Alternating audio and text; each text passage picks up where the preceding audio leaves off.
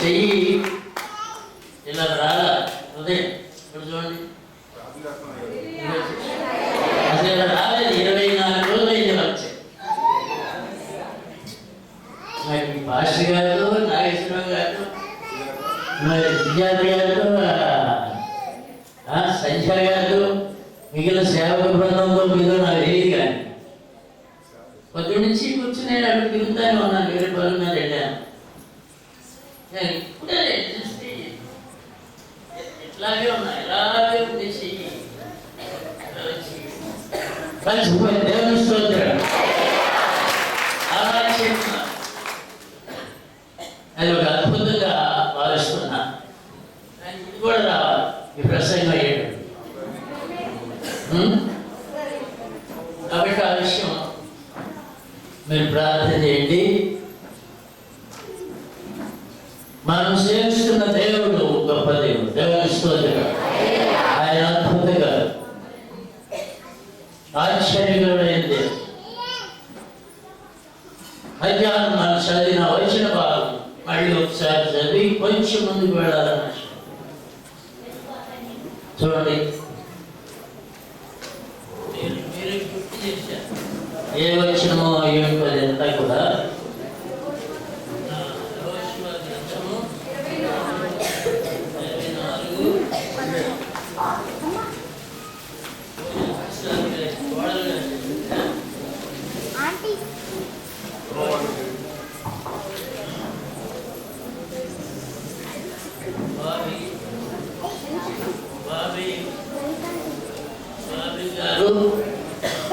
ఆయన ఎవరు? ఈశ్వర కిరణ్ గారు కూడా మనతో ఉంటుంది. సంతోషం. పోయినసారి వాళ్ళ భార్య విషయాన్ని సాయి పిల్లలు సండే స్కూల్ నడిపించిందన్న దేవుని స్తోత్రం. తర్వాత మన సహవాసంలో ప్రముఖులైన బిడ్డలందరూ ఉన్నారు. హల్లెలూయా. మరి వారందరిని బట్టి కూడా నేను దేవుని స్తుతిస్తున్నాను. దైవ సేవకులను బట్టి నేను రాకపోతే ఎంత మిస్ అయ్యేవాళ్ళ అనుకున్నాను. టిక్కెట్లు కొన్న తర్వాత వీలైతే రండి, అనారోగ్యంతో బాధపడొద్దన్న మాట కనపడింది. కానీ అంతకుముందు కనపడితే నా యాక్షన్ అది దేవుడు తన కృప వల్ల తీసుకొచ్చాడు. మంచిగా నేను డాక్టర్ని కూడా కలుసుకున్నాను సాయంకాలం. నాదంతా అభిప్రాయం అయితే కాపుగా కనపడినాయి. కానీ కళ్ళు ఉండి కళ్ళు కూడా అతియే, చెవులు అతియే, పళ్ళు అతియే, శరీరం గుండె అతే, ప్రతి అవయవం కూడా దేవుడు చేసింది. అయిన దేవుడు నడిపిస్తున్నాడు. దేవుని స్తోత్రం.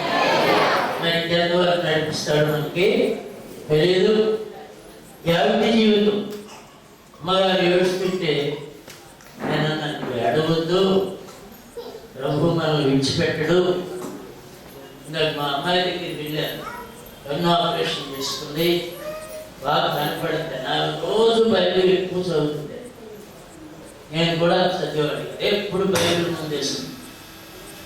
నేను బైబిల్ చదువుతుంటే అడుగు తిరిగేవాడిని, ఇటు తిరిగేవాడిని, రోజంతా అడుగుతుంటేవాడు. నా అంత చూసేది కాదు. బైబిల్ చదువుతూనే ఉండేది, ప్రార్థన చేస్తూనే ఉండేది. ఈ గత సంవత్సరం అంతా కూడా ఈ కళ్ళు పోయి బైబిల్ దగ్గరికి చాలా బాధపడతాను.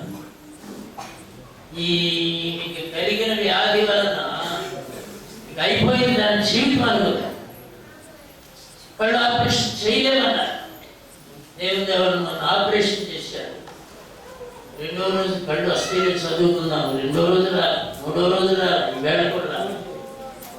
తర్వాత పేపర్లో చూస్తే వారం రోజుల తర్వాత చదవమని మీరంతా ప్రార్థన చేసి రేపు మళ్ళీ వస్తున్నారు కదా, తిరిగి లేవాలి. దేవుని స్తోత్రం.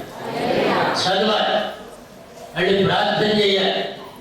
మరి నేను కూడా దేవుని కొరకు బ్రతకాలి. 70 ఇప్పుడు నాకు 64 ఏళ్ళు. ఎన్ని సంవత్సరాలు? 64 సంవత్సరాలు. మా డ్రైవర్ గారు ఎవరు వచ్చారు నాతో, ఆనంద్ గారు వచ్చాడు.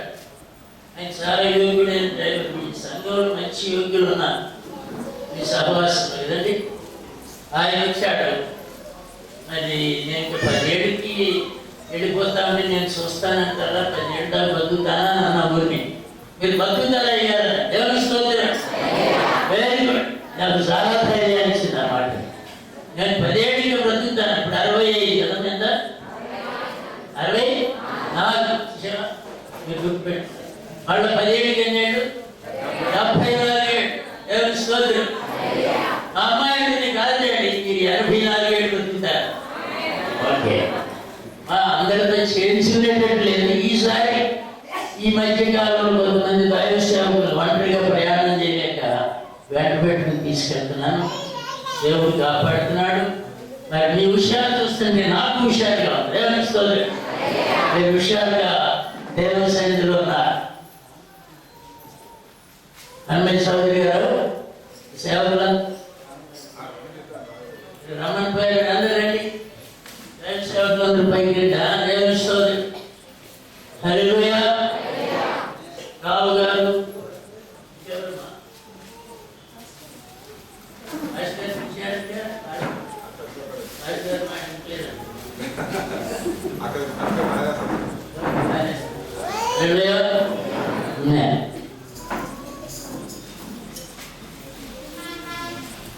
ఈ మధ్యాహ్నం కాలం పడిసలు అన్నమాట 24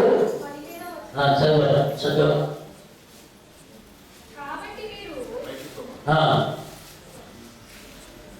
కాబట్టి మీరు 14వ వచనం నుండి, కాబట్టి మీరు యెహోవా యందు భయభక్తులు కలవారై ఆయనను నిష్కపటముగాను సత్యముగాను సేవించుచు మీ పితరులు నది అద్దరిని ఐగుప్తులోను సేవించిన దేవతలను తొలగద్రోసి యెహోవానే సేవించుడి.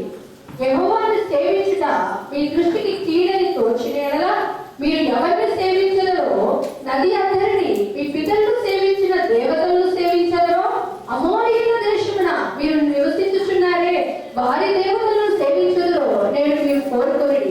మీరెవరిని సేవింపగోరినను నేను నా ఇంటి వాళ్ళు యెహోవాను సేవించదము అని.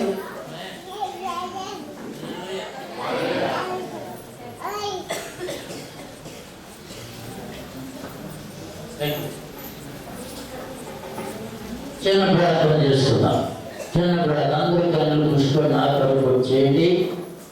మరి దేవుడు నడిపించేలాగా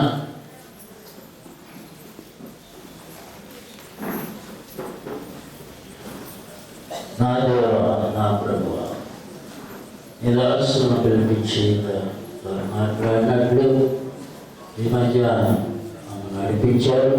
ఈ దాసును కూడా నడిపించారు. ఈ రాత్రి మళ్ళీ సన్నిధికి వస్తున్నాను.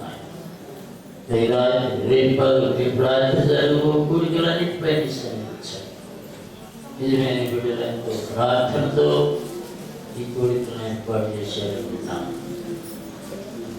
లాస్ట్ ఏరియా నాగేశ్వర చేత బిడ్డలు చేస్తున్న ఈ పని బిడ్డలతో బిడ్డలు కూడా ఏకీవించారు. సంఘం ఏకీవించారు, నడిపిస్తున్నారు. సంఘంలన్నీ ఏకంగా కలిసి చేస్తున్నారు. నీకు అందృష్టించినాయి బలహీనుడైన నన్ను బాధపరచాను. ప్లీజ్ హల్లెలూయా. నాగేశ్వరరావు గారి విషయం ఈవేళ విన్నాను. ఆయన స్వార్థ విషయంలో పట్టబడ్డాడు అనేది స్వార్థ విషయంలో ఆయన ఒక ముద్ర దేవుని నేను నాకే జరగలేదు ఎవరు మరి ఆయన జరిగి జరిగినప్పుడు ఆ విషయంలో వాడు ఓర్చుకున్నందుకు నేను దేవుని స్తుతిస్తున్నాను. నేను మధ్యాహ్నం చెప్పాను లేదు చెప్పలేదు కానీ నిన్న నా ఆఫీసులో కూర్చుని ధ్యానిస్తూ అపొస్తలుడైన పౌలు జీవితాన్ని నెట్లో పెట్టి మీరు కూడా చూడండి. నెట్లో ఉన్న వాళ్ళందరూ కూడా నెట్లో చాలా దగ్గర కూడా వస్తుంది. అడ్జలు పోతుంది కదండి. నెట్లో చాలా మంచి విషయాలు కూడా ఉన్నాయి. అపొస్తలుడైన పౌలు విషయాన్ని నేను గుర్తు చూస్తామని మధ్యాహ్నం చెప్పలేదు కదా, చూస్తా అలా ఒక యూట్యూబ్లో ఆయన గుర్తు చేస్తే చిన్న వీడియో దానిలో ప్రోగ్రామ్ దాని వచ్చింది. చిన్న చేస్తారు అన్నాడు. ఐశ్వర్య నేను చూశాను. మామూలుగా నేను ఇజ్రాయెల్ వెళ్ళినప్పుడు ఆ కైసరేలో ఆయన ఉన్న సమాధిలోకి వెళ్ళాను. చాలా చిన్న సమాధి, వాళ్ళు పూర్తిగా చాపడానికి కానీ ఇలా పుడుకోవడానికి కూడా ఖాళీ లేని సమాధిలో ఆయన పెడతాడు. అక్కడి నుంచి రాశారు శారపత్రికలు అని. కొలస్సి అనగా, ఫిలిప్పి అనగా, ఎఫెసీ అనగా పత్రికలన్నీ అక్కడ కూర్చుని ఆయన కలిగిన బాధల వలన ఆయన విసుగుదల చెందక, నిరాశపడక వాటిని ప్రోత్సాహకరంగా తీసుకుని ఆ పత్రికలన్నీ రాస్తే రోమియ సైనికులు, అధికారులు ఆయన దగ్గరికి వచ్చి శోధిస్తుండేవాడు. ఈ యేసు ప్రభు కాదు, కైసరు ప్రభు అని చెప్పని కూడా చేస్తున్నాడు. కైసరు ప్రభు అని చెప్తే శాస్త్రాలు భయపడిపోతాం. నీకు ఉన్నత పదవులు వస్తాయి, ఉన్నత అధికారాలు పొందుతాం. ఎందుకు శిరసాలు గొడవ పడతాం? ఎంతమంది అధికారులు వచ్చి అతను ప్రతిమాలిన ఆయన ఒక మాట, జీసస్ ఇస్ ద లార్డ్. యేసే ప్రభు. చెప్పండి నా మాట, యేసే ప్రభు, యేసే ప్రభు. ఈ యేసును దేవుడు మృతులలో నుండి లేపాడు. ఏమని చెప్తాడు చెప్పండి? ఎక్కడ సముద్రంలో పారిపోయి పెద్దలు మరణ ప్రభు చేత ప్రేరేపించబడి యెరూషలేము వీధులలో నిలబడి, నడి వీధిలో నిలబడి, ఆయన నడి వీధిలోని చరిత్ర ఇది చరిత్ర, ఇది మిత్ కాదు, ఇది ఇదేంటిది పురాణం కాదు, ఇతిహాసం కాదు, ఇది చరిత్ర. ఆయన యెరూషలేము వీధిలో నిలబడి మీరు శిలువ వేసిన ఈ యేసును దేవుడు మృతుల్లో నుండి లేపాడు. దానికి మేము సాక్ష్యం. ఏమైనా వాడు బాగా పట్టి ఇంకెప్పుడు ప్రకటించకూడదని వదిలేశాడు. మళ్ళీ ప్రకటిస్తున్నారు. ఎందుకని? ఈ నామము నిమిత్తము శ్రమలు పడుటకు దేవుడు తమకు ఇచ్చిన అవకాశమును బట్టి దేవుని స్తుతిస్తూ మళ్ళా ప్రకటించడం మొదలుపెట్టాడు వీధుల్లో. కాబట్టి దేవుడు బిడ్డలారా, పౌలు అన్నాడు జీసస్ ఇస్ లార్డ్. ఆయన ప్రకటించుకున్నా నేను ఎలా ఉండగా చివరికి అనేక రకాలుగా ఆయన శోధించినప్పటికీ పౌలు వినలేదు. తాళ్ళ సంఖ్యలు, చేతులు సంఖ్యలు పెట్టి నడిపించుకుంటూ వచ్చాడు. అక్కడ ఒక పెద్ద గొడ్డలి, ఎంత వెడల్పు ఉంటుంది, ఆ గొడ్డలి పెట్టుకున్న మనిషి అక్కడ ఉంటే ఈ మాంసపు దుకాణంలో బండి ఉంటుంది. ఆ బండ దగ్గరికి అతను తీసుకుని వచ్చినప్పుడు, సంఖ్యలు తీసేసినప్పుడు ఆ బండ మీద తల ఎలా పెడతాడు? తల ఎలా పడి ఏమంటాడు తెలుసా? మంచి పోరాటము పోరాడింది, విశ్వాసమును కాపాడుకోండి. నా పరుగు నా పరుగు పొదముట్టించి తిని నా కొరకు ఏముంది? నీతి కిరీటం ఉంచబడినది. అది నాకు మాత్రమే కాదా? చదువు. ఆ దినమందు నీతి గల అది నాకును నాకు మాత్రమే కాకుండా తన ప్రత్యక్షతను అపేక్షించు వారికి అందరికీ అనుగ్రహించిన ఇలా పొడిగిన మాట చెప్పగానే ఆ గొడ్డలి ఒకసారి ఇలా అంది, తలబెట్టి అవసరం పడింది.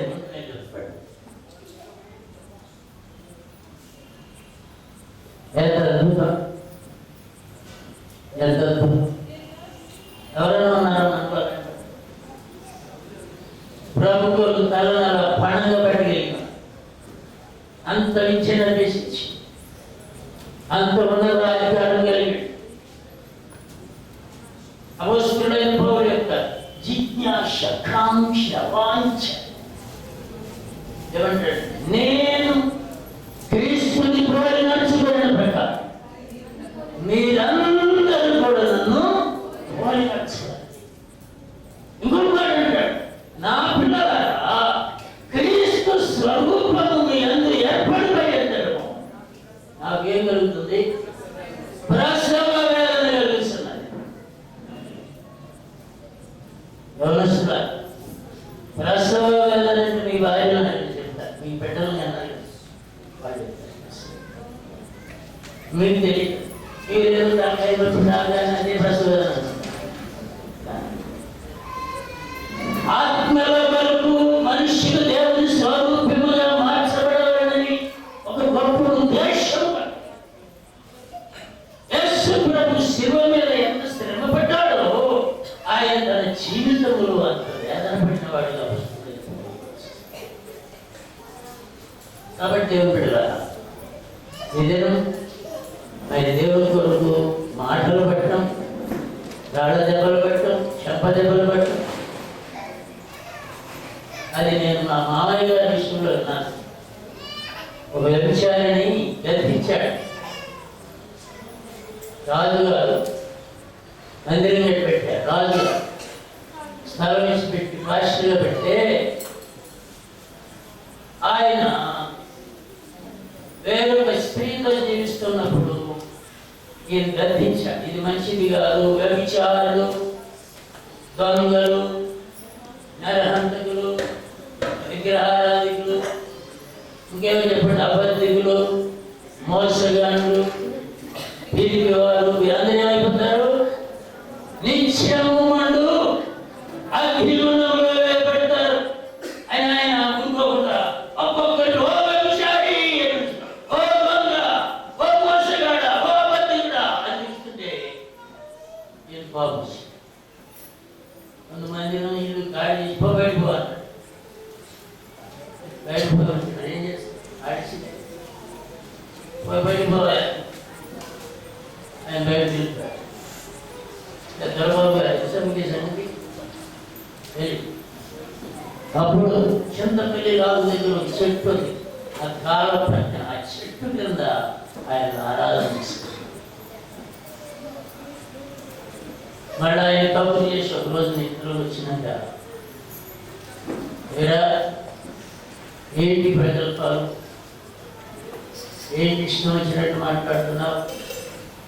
ఇప్పుడు నేను చంపితే, నేను తనితే నీకు ఎవడరా దిక్కు? నేను ఇప్పుడు నేను తల్లుదాను, నీకెవడో దిక్కు అన్నాడు. ఆయన కొంచెం తెలివిగలవాడు, నేను చదివే ఉంటాడు కదా మనిషి, చాలా జ్ఞానం. ఆయన అంటే రాజుగారు, మీతో సమానం ఉన్నవాళ్ళని తల్లితే అది మీకు మేలు, కానీ నేను ఎందుకు పనికిరాని నన్ను తల్లితే మీకేం పేరుతుంది? ఏదన్నా మీరు పోటీ పడాలంటే ఎవరితో పోటీ పడాలి? మీకు సమానంగా, మీతో సమానంగా ఉన్న వాళ్ళతో పోటీ పడితే ఇంకా మీకు అసలు పేరు క్యాసి ఉంటుంది. కానీ ఏదో ఆ దారి కూడా పోయి కుక్కబడి వాడు నేను నా మీద పోటీ పెడితే మాటలు ఇచ్చావు జాగ్రత్త. ఆయన వెనక్కి తిరిగి వెళ్ళిపోయినా అదే రాత్రి ఏ స్త్రీతో ఆయన పాపం చేస్తున్నాడు, ఆ స్త్రీతో నాకు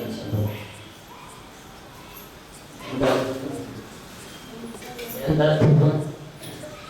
మనం మధ్యాహ్నం ధ్యానించాం, ఎవరు ధ్యానించాం? దావీదు ఏమంటాడు? యెహోవాయే దేవుడు. చెప్పండి అన్నమాట.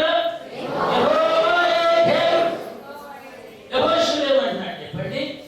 ఇన్ని అద్భుతాలు మీరు చూశారు, ఇన్ని ఆశ్చర్యాలు మీరు చూశారు. మీరు కట్టని ఇళ్లలో మీరు నివాసం చేస్తున్నారు, మీరు నాటని ద్రాక్ష పండ్లు మీరు తింటున్నారు, మీరు నాటని ఏం చెప్పండి ఒలీవ పండ్లు మీరు తాగుతున్నారు. కాబట్టి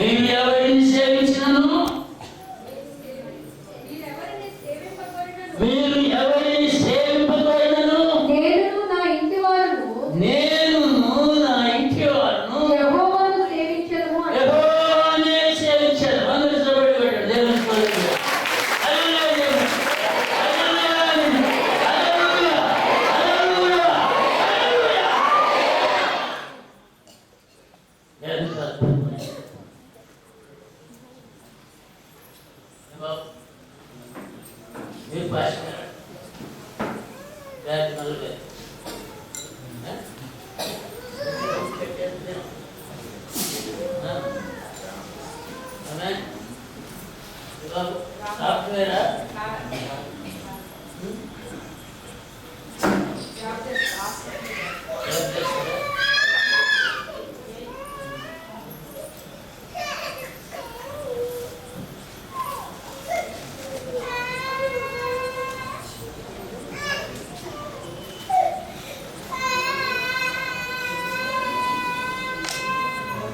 నమ్ముకున్నారా యేసు ప్రభు ఓ దేవుడు?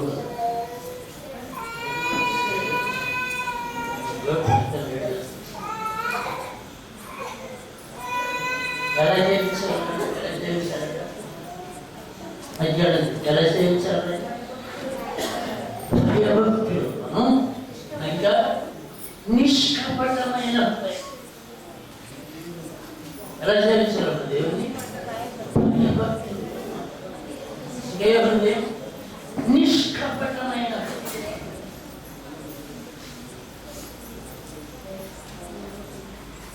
మీరు ఆయనను సేవించండి. ఎందుకంటే ఎవరి దేవుడు అంటే ఎవరు చెప్పండి?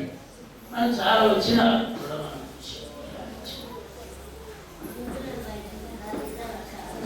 నిష్కాపట్యతల గురించి కూడా మనం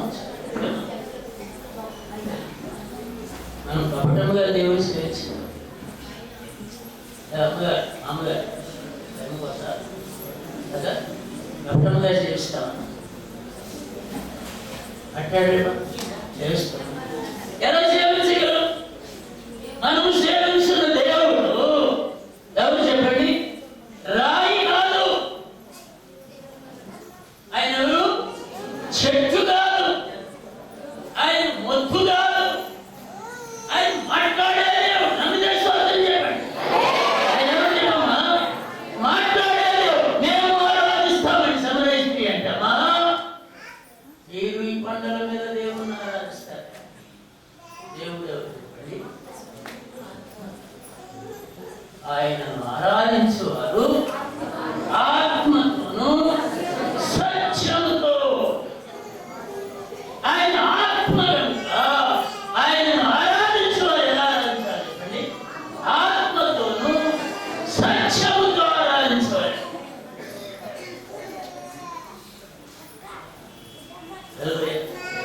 ఎదురుగా ఎవరు? గమనిస్తే ఎదురుగా ఎవరున్నారు? జీవజలపు ఊట అయిన దేవుడు. జీవజలపు ఊట అయిన దేవుడు తాను మాట్లాడుతున్నప్పుడు ఆ జీవజలము నాకు కావాలి. దేవుడు ఏమంటున్నాడు? నేను ఇస్తాను మనకు, అది నేను నీకు ఇస్తాను, కానీ నీవు పోయి